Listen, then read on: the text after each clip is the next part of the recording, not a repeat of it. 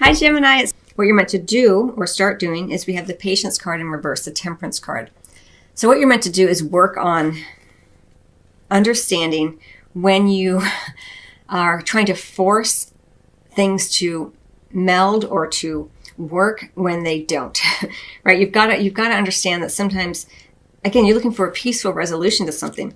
And what you're meant to do or not do here is look at where you're trying to force it. You can't squeeze blood from a turnip. You know the expression, like it just, you got to understand that here. There has to be some sort of compromise in some ways. And the Patience card here in reverse is you're meant to look at where that's not working in your life, where either you or someone else is trying to force someone to be something they're not, or you're trying to force a situation to be something that it's not. Remember, you're trying to resolve something peacefully, and force is not peaceful. And then we have what you're meant to do or not, or what you're meant to stop doing or not do. We have the Call. Very interesting in terms of what you're meant to not do or stop doing. I don't think it's that you're meant to not listen to the call, heed the call. It feels more to me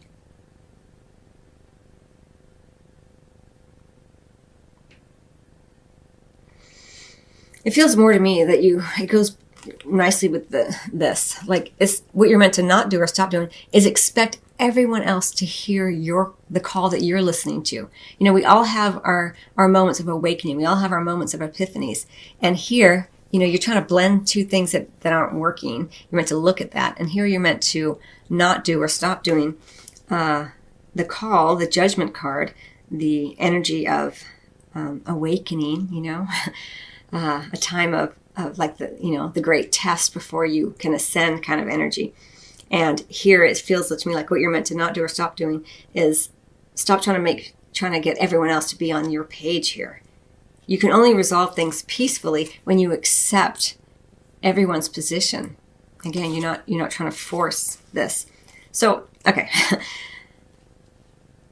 This is really interesting because all right, and I'll break it down between single and couples in a second. What you can look forward to regardless or expect regardless is we have the Eight of Air. The Eight of Air is a very mental energy, which goes with the Geminis. And it's this idea that you are this energy where you may feel and continue to feel a sense of entrapment, a sense of you're not sure where you're going. And that if you don't know exactly where you're going, if you can't mentally picture it, then you can't move forward. But that's not how life works. Life works like sometimes you can have a plan, but plans are made to be broken. And with the Eight of Air, it's like you feel kind of trapped there. And again, it's very mental energy. And the only obstacles in your way of moving forward towards a peaceful resolution to whatever it is that may be bothering you, because something is, or your partner, whatever obstacles are in your own mind. It's your own paradigms, your own belief systems, your own thoughts, your own self-judgments here. You can be free in any given second, really. It does take time, though. We have the Seven of Earth here in reverse. The Seven of Earth in reverse does speak to, weights being over, but sometimes it does speak to trying to rush things. Again, you're trying to force things. There's this energy of force here, which is kind of interesting. And again, you can't be peaceful and forceful at the same time. In love, let's say, right here and now. And things are improving. Your health is improving. You're getting stronger. Your relationships are getting stronger. You're resolving things more peacefully. It's really, really nice. But there are, two major arcana cards here, and they're both pretty strong energies to deal with. So be gentle and kind with yourself. Find the peace within your own heart. If you are feeling trapped as you move forward, or you're not sure where you're going, you're feeling anxiety, it's okay to ask for help, of course, but also ask yourself in each and every moment that you're feeling, oh my God, I'm so trapped, I can't get out of this. You say, okay, well, how can I feel free in this moment? Bring it back to the moment, because your ego will take you down that long, dark tunnel of I'm trapped. But you can ask yourself, okay, am I open to feeling a sense of freedom in this moment? Or where can I tap into freedom in this moment? Where can I experience? Where can I recognize where I am free in this moment in other ways, perhaps? Again, this is all mental, so it's fairly easy to turn around once you can get, understand that your mind, your ego is running the show, and you can come back to your heart, and say, where do I feel free already in this moment? Where am I free in many areas of my life?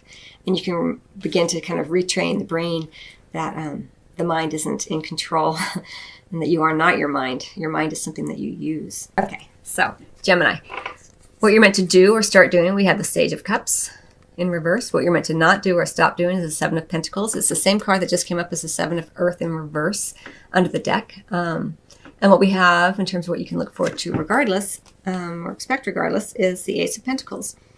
Well, I want to speak to the Seven of Pentacles already because it came up in the last deck, the last spread. So the Seven of Pentacles here, in terms of what you're meant to not do or stop doing, speaks again to what I already said. Don't try to rush things. The Seven of Pentacles in reverse does speak to this idea of things getting spoiled, trying to rush through things. So give yourself time here because it's coming up again. Don't do this. Don't. And also this idea of trying to meld things that aren't working. Don't try to continue to tend soil that isn't worth tending. You're looking for a peaceful resolution here. And what you're meant to not do or stop doing is biding your time, tending to plants that are already that aren't in the right soil. Possibly, again, it goes back to that idea of melding things that cannot be melded. Now, what you're meant to do or start doing, we have the Sage of Cups in reverse. Now, the Sage of Cups in reverse can refer to a water sign, Cancer, Scorpio, or Pisces. When it's in reverse, it's problematic. It's disloyalty.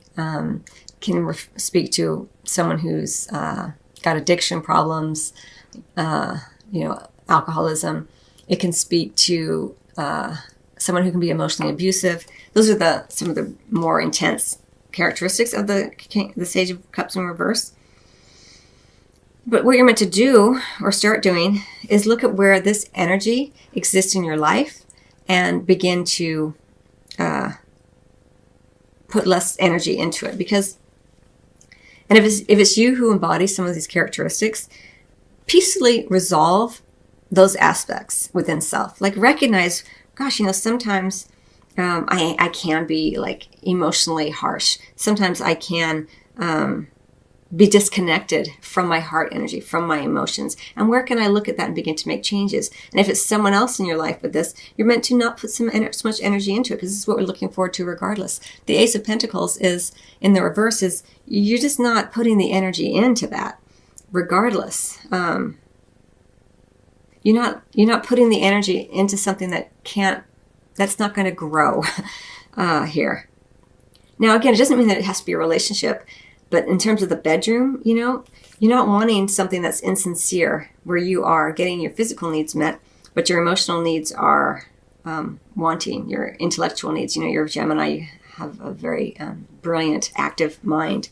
And maybe your body is being taken care of, but your mind is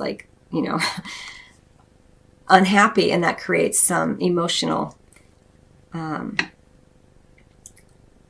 distance, and possibly you may even take it out emotionally on someone else because you're not connected to what makes you happy, right? And this could be someone else in your life. But what I really like to see about this, again, we have things are improving under the deck. We have the peaceful resolution, which speaks beautifully with the Four of Wands here. A happy time, a celebration here. So things are improving. You may even have an opportunity to go to a social event with and meet someone there, and it feels fun. It feels a little frivolous, maybe, and it feels makes you feel happy again. So it's an opportunity for some of you who are single. Now, for those of you who are coupled, it may be that the two of you resolve your differences peacefully, and you do go to some parties and things like that. And you kind of put to bed this kind of energy of emotional manipulation, this kind of thing. You recognize it more, whether it's you doing that or someone else. And you're like, I'm not going to sit with that. I'm not going to keep putting energy into that here. It goes regardless of whether you're single or coupled. You can identify the energies in your own life. And that's really what these readings are designed to do, to help you recognize how these energies play out in your own unique set of circumstances, so that you can create the changes that you're wanting consciously, and create greater self-mastery throughout your entire incarnation, which is, something that we all, I think, can benefit from.